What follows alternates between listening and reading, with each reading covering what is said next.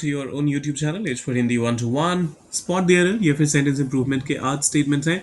फटाफट से इन्हें करेंगे चेक और देखेंगे कि इनमें क्या आखिर मिस्टेक है या नहीं, और अगर है तो क्या मिस्टेक है, और कुछ एडिशनल जानकारी अगर हो पाएगी तो वो भी आपके साथ जरूर साझा करेंगे। करते हैं शुरुआत।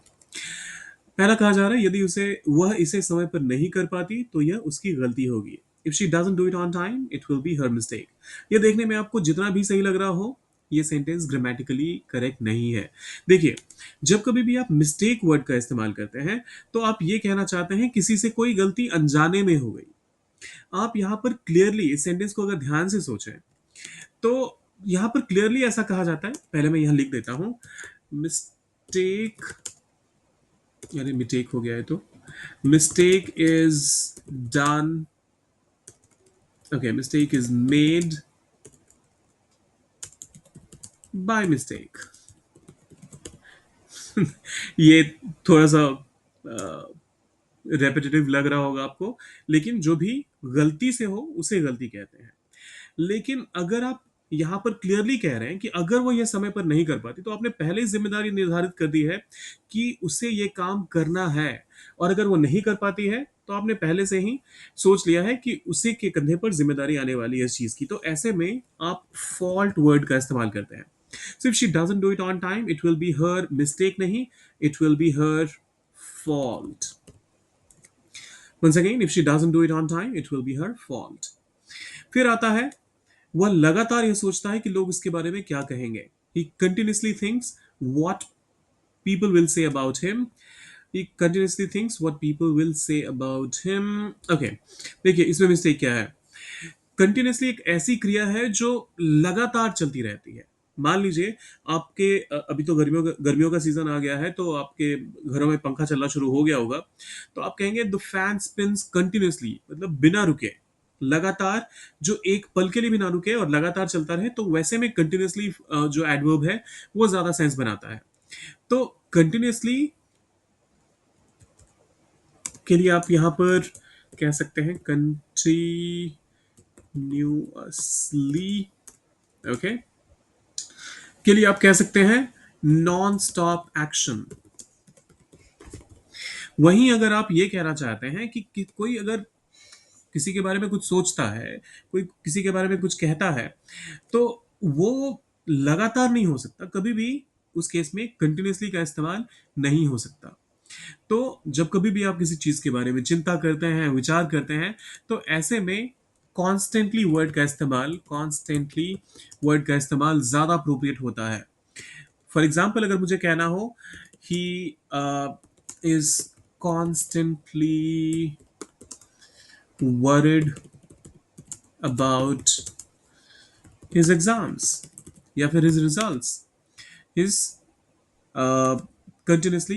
constantly worried about his exam, correct है ये, इसमें कोई दिक्कत नहीं है। तो यहां पर जब सोचने की बात आ रही है तो यहां पर आप constantly वर्ड का इस्तेमाल कीजिए। he constantly thinks what people will say about him।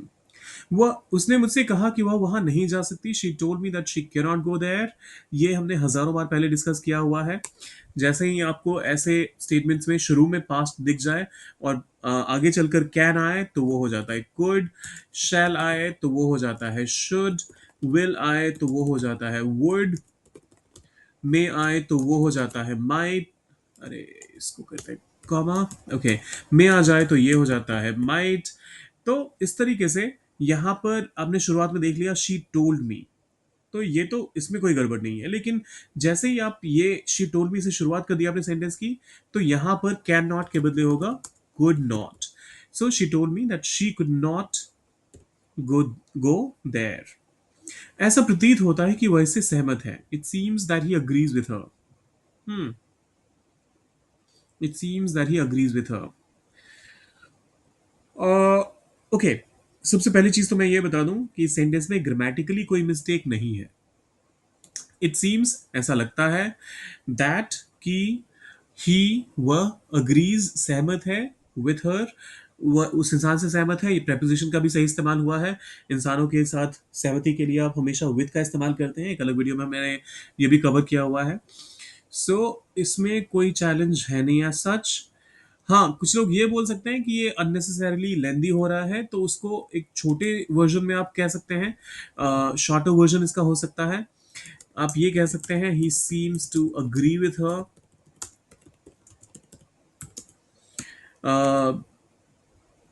लेकिन once again I would just say the same thing कि इसमें मिस्टेक मुझे कोई नहीं दिख रहा। मिस्टेक तो कोई भी नहीं है। अगर आपको कोई मिस्टेक दिख रहा है तो डालिए उसे कमेंट बॉक्स में। फिर अगले स्टेटमेंट की तरफ चलते हैं। मुझे नहीं पता था कि वह इतनी दूर रहती है। I did not know that she lives so far. फिर से टेंस इनकंसिस्टेंसी आ गई। I did not know simple past से शुरू हुआ और मिडवे आके हम प्रेजेंट में जंप कर गए। ऐसा नहीं चलेगा, आपको यहाँ पर लिव्ड करना पड़ेगा। और ये ना, ये सारा का सारा जो कॉन्सेप्ट है, ये नरेशन से आता है। जो आपका डायरेक्ट और इनडायरेक्ट स्पीच वाला सेगमेंट है ना, उसी से आता है। तो अगर आपको उस पर एक डिटेल्ड वीडियो चाहिए और आप समझना चाहते हैं डायरेक्ट और इनडायरेक्ट स्पीच को बिल्कुल लेवल जीरो से, तो कमेंट में लिखिए नरेशन या फिर डायरेक्ट इनडायरेक्ट स्पीच। और फिर कोशिश करूंगा मैं जितनी जल्दी हो पाए आप लोगों के लिए कोई डिटेल वीडियो लेकर आने के लिए, क्योंकि ये वाला मिस्टेक बहुत कॉमन है और लोग बहुत ज्यादा भर भर के ये मिस्टेक करते भी हैं, बोलते हुए भी और लिखते हुए भी। उसने मुझसे पूछा कि मैंने क्या किया। ही asked me what did I do. तो यहाँ देखिए पास्ट से शुरू हुआ, यहाँ भी पास्ट है, इसमें कोई मिस्टेक नहीं लग रही। लेकिन जब आप पहले ही सवाल वाला एक वर्ड इस्तेमाल कर चुके हैं, तो आपको यहाँ पर अलग से क्वेश्चन फॉर्म करने की आवश्यकता नहीं है। यहाँ पर आपको कहना पड़ेगा व्हाट आई डिड। बस, he asked me what I did. He asked me what I did. बस इतना ही काफी है। अ, फिर आता है did you tell him about your decision. क्या तुमने उसे अपना निर्णय बताया। Did you tell him about your decision. Okay, देखिए, इसको कहने के दो तरीके हो सकते हैं। एक तो ये हो सकता है have you told him about your decision. Okay, अब देखिए दोनों में मिस्टेक क्या है। दोनों ही सेंटेंसेस अपने आप में ग्रामेटिकली करेक्ट हैं। दोनों में अब डिफरेंस क्या है।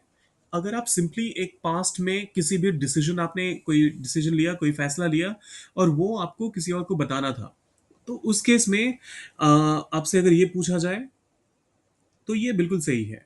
लेकिन पास्ट में लिए गए डिसीजन को अभी अगर आप प्रेजेंट में किसी को बताते हैं और उससे कोई एक रिजल्ट एक्सपेक्ट किया जा रहा है, उससे प्रेजेंट पे कोई इफेक्ट एक्सपेक्ट किया जा रहा है, तो उस केस में आपको ये वाला इस्तेमाल करना चाहिए।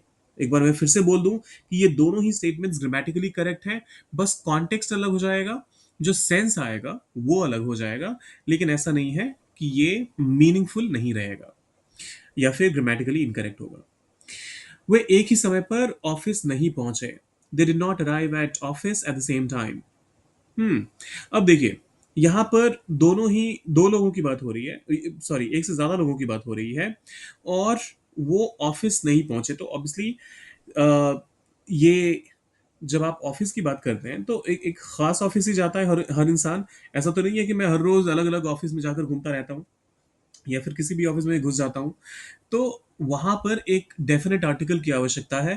कौन सी जगह पे वो डेफिनेट आर्टिकल आएगा, सोचिए जरा उसके बारे में, उसे कीजिए करेक्ट और डालिए कमेंट बॉक्स में। जाने से पहले सब्सक्राइब, लाइक और शेयर करके जाइएगा। मिलते हैं जल्दी।